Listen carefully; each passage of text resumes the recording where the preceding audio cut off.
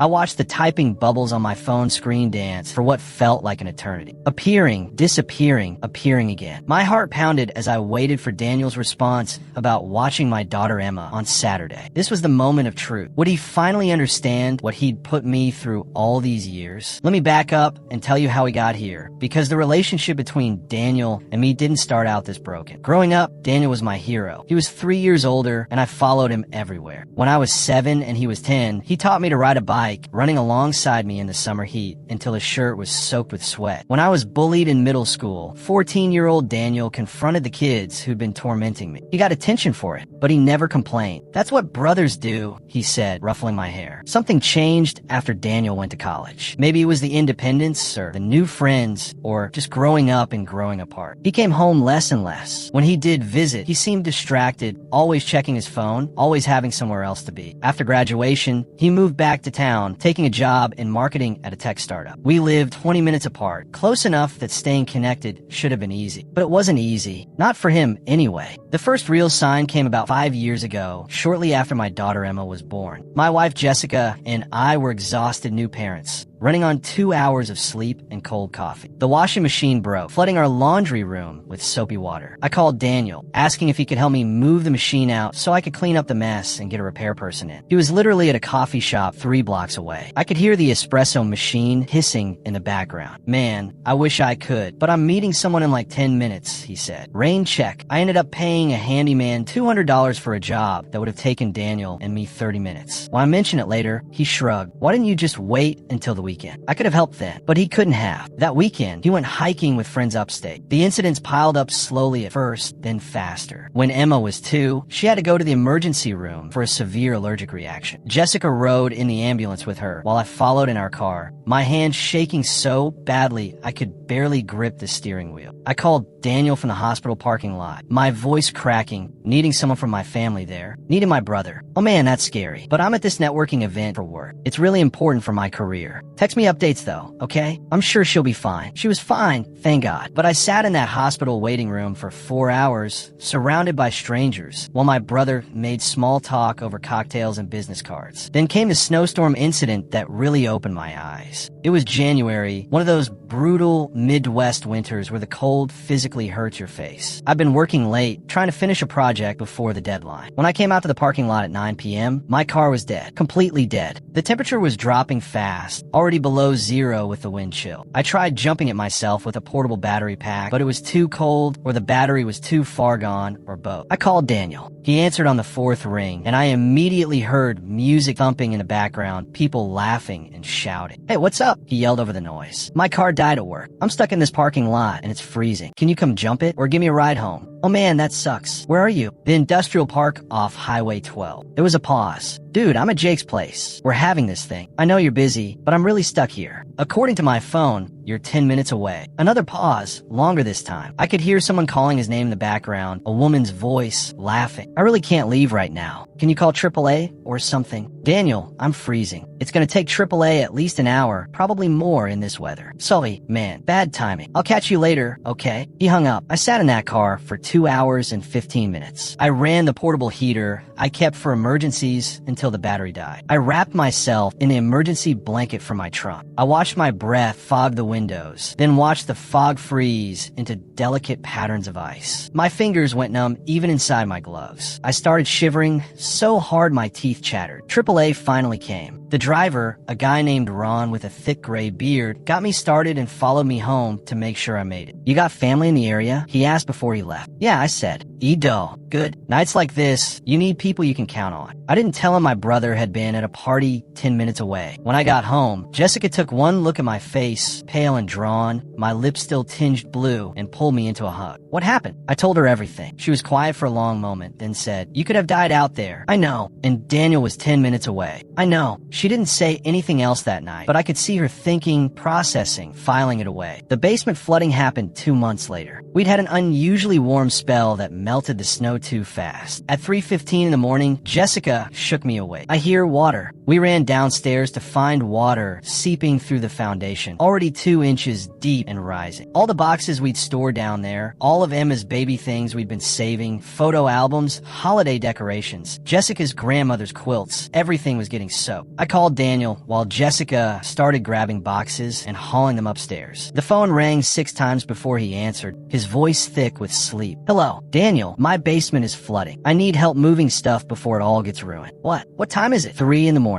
I know it's early, but this is an emergency. You're 20 minutes away. Please. I heard rustling, a woman's voice mumbling something in the background. Man, I have this thing tomorrow. I need to sleep. Can't you handle it? There's water pouring in. It's just me and Jessica. We can't move everything ourselves fast enough. What about your neighbor? That guy Tom. Daniel, please. I'm asking you. I'm sorry, but I really can't. I have this presentation at 9, and I need to be sharp. Call me tomorrow and let me know how bad it is. Okay. He hung up. Jessica and I worked until 6 in the morning. We saved about half of what was down there. The other half was destroyed. Emma's first baby outfit, the one we'd brought her home from the hospital in, was ruined. The quilt Jessica's grandmother had made by hand gone. Photo albums from our wedding, damaged beyond repair. When I called Daniel the next day to tell him what we'd lost, he said, that really sucks, man. Insurance will cover it though, right? That's when Jessica started keeping a list. She didn't tell me at first, but I found it a few weeks later, a note on her phone titled Daniel's Excuses. She'd been documenting every time I asked him for help and every reason he gave for saying no. There were 17 entries in 3 months. But here's the thing that really hurt. Daniel had no problem asking me for help. And when he asked, it wasn't really asking. It was assuming, expecting, demanding. Like the time he called at 11:45 on a Tuesday night. Jessica and I had just gotten into bed, both of us exhausted from Emma's soccer practice and helping her with a school project. The phone rang, Daniel's name lighting up the screen. I need you to drive me to the airport, he said. No preamble, no greeting. When? Tomorrow morning. Flight's at 6, so we need to leave by 4:30. Daniel, that's in like 5 hours. I know. I meant to arrange something earlier, but it slipped my mind. You can do it though, right? I looked at Jessica. She shook her head firmly, mouthing no, but I said yes, because that's what I always did. I got 3 hours of sleep, drove him to the airport in the pre-dawn darkness, and was a zombie at work the next day. Daniel texted me from his gate, thanks bro, with a thumbs up emoji. No offer to pay for gas. No acknowledgement of the inconvenience. 2 weeks later, he showed up at our house on a Friday evening, no warning, with his dog Buster. Hey, I'm going to this thing in Colorado for a week. You can watch Buster, right? Emma squealed with delight. She loved that dog. But Jessica's face went tight. We had plans that weekend, a rare overnight trip to a bed and breakfast for our anniversary. We had it booked for months. Daniel, we're going out of town tomorrow. Oh, well, can you cancel? I already bought my plane ticket and everything. We've had this plan for months. You just told me about this now. He gave me that look, the puppy dog eyes that used to work when we were kids. Come on, man. I'm in a bind here. What am I supposed to do with Buster? We canceled our trip. Jessica didn't speak to me for 2 days. I helped Daniel move 3 times in 4 years. The first time, I threw out my back, lifting his couch down 3 flights of stairs. I was in pain for weeks, had to go to physical therapy. Daniel bought me a 6-pack of beer as a thank you. The second move, I took a day off work. Daniel had promised it would be a quick move, mostly packed and ready to go. When I got there, nothing was packed. We spent 11 hours boxing everything up and hauling it to his new place. I missed Emma's school play that night. She was a tree in the school forest scene, and she'd been practicing her one line for weeks. Jessica recorded it on her phone, but it wasn't the same. I could see the disappointment in Emma's eyes when I got home. Uncle Daniel needed help. I explained. Uncle Daniel always needs help, Emma said quietly. She was 8 years old, and she already saw what I'd been refusing to see. The third move, I brought my friend Marcus to help. Daniel had ordered pizza, his usual form of payment. Marcus pulled me aside while Daniel was directing the movers he'd also hired at the last minute. Why are we here if he has movers? Marcus asked. I don't know. He said he needed help. Man, he's got you trained. You know that, right? I didn't know. But knowing and doing something about it were different things. The breaking point came with Emma's birthday party. She was turning 9, and she wanted a princess party in our backyard. Jessica and I had rented a bounce house, ordered a custom cake, invited 20 kids. The party was at 2 p.m. on a Saturday. I called Daniel on Tuesday to ask if he could come by Saturday morning to help set up. Just an hour or 2 to help me arrange tables, hang decorations, set up the bounce house. Oh man, I wish I could. I'm absolutely swamped with work right now. This big project, you know. I'll be there for the party though. Saturday morning, Jessica and I worked like crazy. The bounce house company was late. The cake had a spelling error, and I had to drive back to the bakery. I was hanging streamers when I fell off the ladder and twisted my ankle. By the time kids started arriving, I was limping and exhausted, and we still hadn't finished decorating. Daniel showed up at 3:30, an hour and a half late, with no gift. Traffic was crazy, he said, grabbing a beer from our cooler and settling into a lawn chair. Emma's face, when she saw him, said everything. Not excited, not happy, just resigned. After the party, after we'd cleaned up and put Emma to bed, Jessica and I sat on the couch. I had ice on my ankle, she had a glass of wine, and we were both too tired to move. "I'm done watching this," she said quietly. "Watching what?" "Watching him use you. Watching you drop everything for someone who wouldn't cross the street for you. Watching you teach our daughter that this is what family looks like. He's my brother. He's a user, and you're letting him. What am I supposed to do?" She looked at me, really looked at me. "Stop helping him. Be too busy every time. See how he likes it." "I can't do that." "Why not? He does it to you constantly." "That's different." "How? How is it different?" I didn't have an answer. Jessica leaned forward, her voice intense. "You're teaching Emma that it's okay to let people treat you like this. That love means being someone's doormat. Is that what you want her to learn?" That hit me like a punch to the gut. "No." "Then stop. Just stop. Next time he calls, be busy. See what happens." I thought about it for 3 days. I thought about the snowstorm, the basement, the missed anniversary, Emma's face at the birthday party. I thought about Marcus's words, "He's got you trained," and I decided Jessica was right. The next week, Daniel called at midnight. I was actually awake, reading in bed, but I let it ring twice before answering. "Hey, I need a huge favor," he said, no greeting. "My flight to Denver is at 6 a.m. tomorrow, and my ride just bailed. Can you take me?" My heart was pounding. My mouth went dry, but I said it. "Sorry, can't do it." The silence stretched so long, I checked to see if the call had dropped. "What?" he finally said. I said, "I can't do it. I'm busy. It's midnight, and the ride is tomorrow morning." "Yeah, I have plans." "What plans could you possibly have at 4:30 in the morning?" "Private plans." Another long silence. "Are you serious right now?" "Completely serious. You'll have to find another ride. Maybe try that Uber app. Uber to the airport costs like $60. Yeah, it's expensive. Anyway, good luck with your trip." I hung up before he could respond. My hands were shaking. Jessica, who'd been pretending to sleep, rolled over and squeezed my hand. "Proud of you," she whispered. I felt terrible. I felt guilty. I felt like the worst brother in the world. But I also felt something else, free. 2 days later, Daniel texted, "Need you to let a plumber into my apartment tomorrow at 10. I'll be at work." I stared at the message for a full minute before typing back. "Busy that day." "Seriously? It's 10 minutes. Can't do it."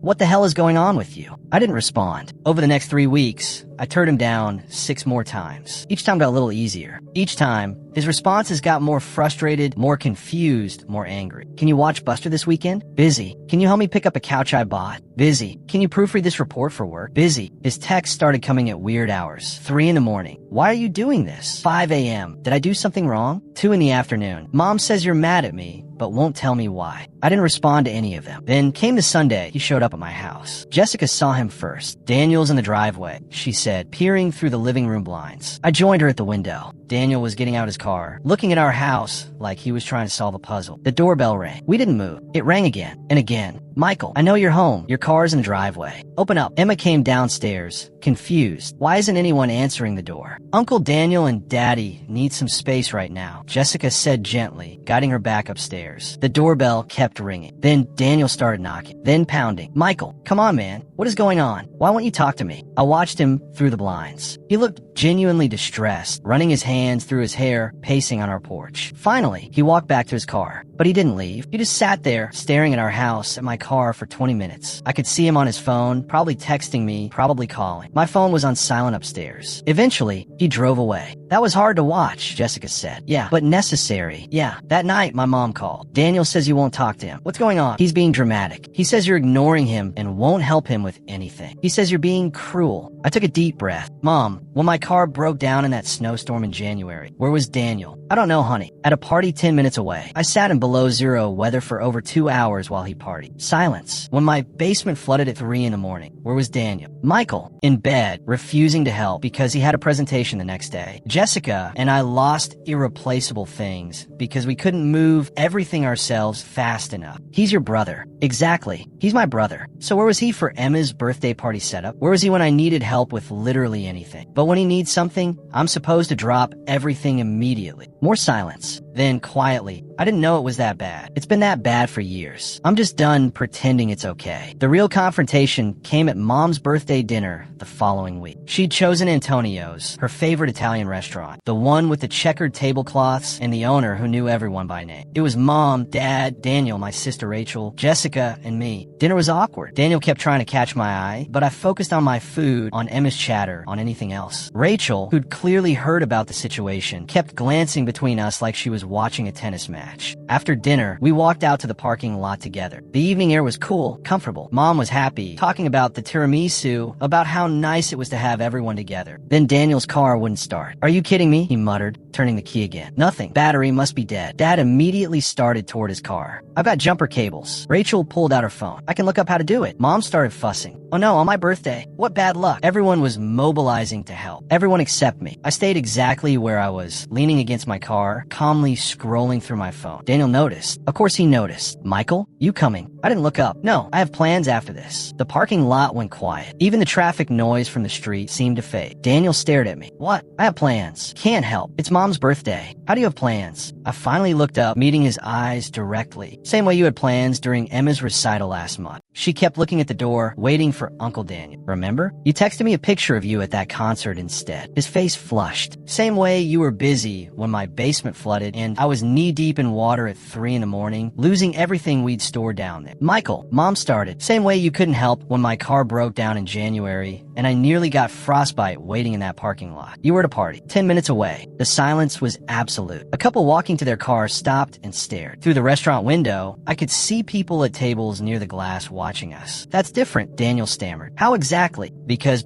this is an emergency right now. My car dying in a blizzard was an emergency right then. My basement flooding was an emergency right then. You were busy right then. Every single time I needed you, you were busy right then. Daniel's face went from red to pale.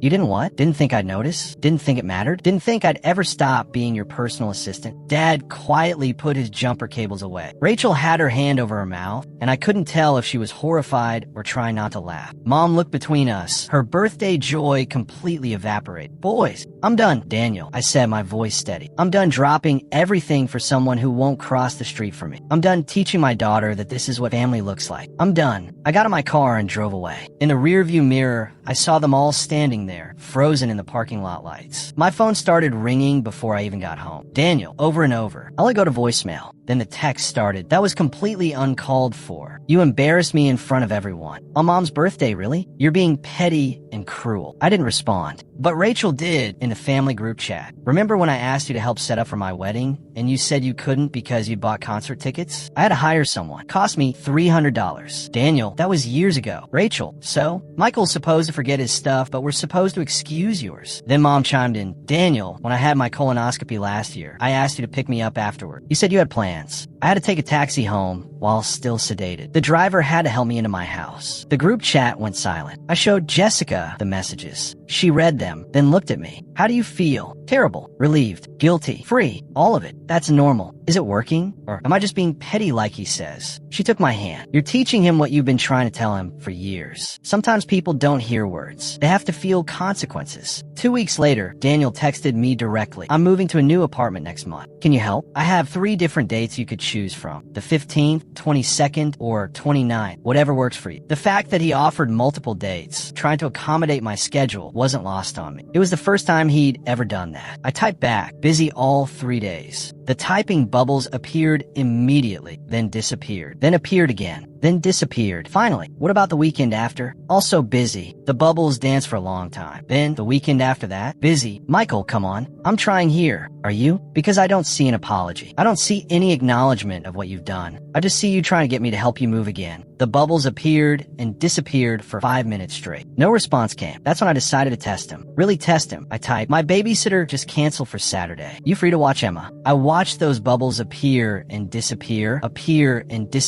for the longest time. My heart was pounding. This was it. This was the moment that would tell me everything. Would he make an excuse? Would he say he was busy? Would he prove that he'd learned nothing, that this was all pointless? Or would he finally step up? The bubbles kept dancing. 1 minute, 2 minutes, 3. Jessica came into the room. "What are you doing?" Testing Daniel. She looked at my phone at those dancing bubbles. Oh boy. Yeah. What are you hoping he says? I don't know. Yes. No. Something honest. For minutes. 5 minutes. The bubbles appeared and disappeared. Appeared and disappeared. Then, finally, a message came through. What time? I stared at the screen. 2 words. Just 2 words, but they felt monumental. What time? Jessica read over my shoulder. That's a yes. That's a yes. I echoed, not quite believing it. I typed back, 6 p.m. to 10 p.m. His response came faster this time. I'll be there at 5:45. Does Emma still like pizza? I'll bring dinner. Something in my chest loosened, a knot I didn't even know I'd been carrying. But I wasn't ready to let him off the hook yet. What? Why what? Why are you saying yes? The bubbles danced again, but shorter this time. Because you need help. Because Emma's my niece. Because I should have been doing this all along. I showed Jessica. She read it twice, then looked at me. Is that enough? I don't know. Do you want it to be enough? That was the real question, wasn't it? Did I want to forgive him? Did I want my brother back? Or had too much damage been done? I thought about Emma asking where Uncle Daniel was. I thought about the version of Daniel who taught me to ride a bike, who stood up to my bullies, who used to be my hero. I thought about the version who left me freezing in a parking lot. Both versions were real. Both versions were my brother. I typed, okay, Saturday at 5:45. Don't be late. I won't be. Michael, can we talk? Like actually talk? Maybe. After Saturday. Let's see if you show up first. I'll show up. I promise. Saturday came. I didn't tell Emma that Daniel was babysitting until that afternoon. I'd learned not to get her hopes up where her uncle was concerned. Uncle Daniel is coming to hang out with you tonight while Mom and I go to dinner, I said at 5 p.m. Her face lit up, then fell. Is he really coming? Or is he going to cancel? That broke my heart. He says he's really coming, but he says that sometimes and then doesn't. Jessica and I exchanged looks. Our 9-year-old daughter had learned not to trust her uncle's word. At 5:45 exactly, the doorbell rang. Emma ran to the window. It's Uncle Daniel. He's actually here, and he has pizza. She flung open the door before I could get there. Daniel stood on our porch holding 2 pizza boxes and a bag from the toy store. Hey, Emma Bean, he said, using his old nickname for her. She hesitated, and I saw the war on her face. Excitement versus learned caution. I brought your favorite, Daniel said. Pepperoni and extra cheese. And I got you something. He held out the bag. Emma looked at me. I nodded. She took the bag and pulled out a craft kit, the expensive kind she'd been wanting for months. I remembered you said you wanted to learn to make friendship bracelets, Daniel said quietly. You remembered? Yeah, I remember lots of things. I've just been really bad at showing up for them. Emma threw her arms around him. Just like that, she forgave him. Kids are like that. Quick to forgive, slow to hold grudges. I wished I could be more like her. Daniel looked at me over Emma's head. Thank you for letting me do this. I nodded, but didn't say anything. Jessica and I went to dinner, but I barely tasted the food. I kept checking my phone, expecting a text that something had come up, that Daniel had to leave, that he'd failed the test. No text came. We got home at 10:15. The house was clean. Emma was in her pajamas, teeth brushed, ready for bed. She was wearing 3 new friendship bracelets. Uncle Daniel taught me, she said excitedly. And we watched a movie and made popcorn, and he said he'll come to my soccer game next week. Did he? I said, looking at Daniel. If that's okay with you, Daniel said quickly. It's Saturday at 9, right? 9 a.m. I confirmed. I'll be there. After Emma went to bed, Daniel and I stood in the kitchen. Jessica had tactfully disappeared upstairs. We should talk, Daniel said. Yeah, we sat at the kitchen table, the same table where I'd eaten countless meals, helped Emma with homework, planned birthday parties Daniel didn't show up to help with. I've been a terrible brother, Daniel said. I didn't contradict him. I didn't realize how bad it was until you stopped helping me, until I needed something and you weren't there, and I felt... He paused, searching for words. Abandoned, betrayed, angry. Now you know how I felt, I said quietly. Yeah, now I know. He rubbed his face. I told myself I was busy, that I had good reasons, that you understood. But really, I just took you for granted. I knew you'd always be there, so I stopped trying to be there for you. Why? Why did I take you for granted? Yeah, he was quiet for a long time. Because it was easy, because you never complained, because I'm selfish and I didn't think about how it affected you, because I got used to you being the one who gave and me being the one who took. It was the most honest thing he'd ever said to me. I'm sorry, he continued. I'm sorry I left you in that parking lot. I'm sorry about your basement. I'm sorry about Emma's birthday and her recital and every single time I should have been there and wasn't. I'm sorry it took you refusing to help me for me to see what I was doing. I felt tears prick my eyes. I needed you, Daniel. So many times, I really needed you. I know, and I wasn't there. I can't take that back. I can't fix it, but I want to do better, if you'll let me. How do I know this isn't temporary? How do I know you won't go back to the way things were? You don't. I have to prove it. Over time. Consistently. I have to show up over and over until you believe me again. That could take a while. I know. I'll wait as long as it takes. We sat in silence for a moment. I'll help you move, I finally said. You don't have to. I know I don't have to, but I will. On the 29th, I'll help you move. His eyes got shiny. Thank you. But Daniel, if you ever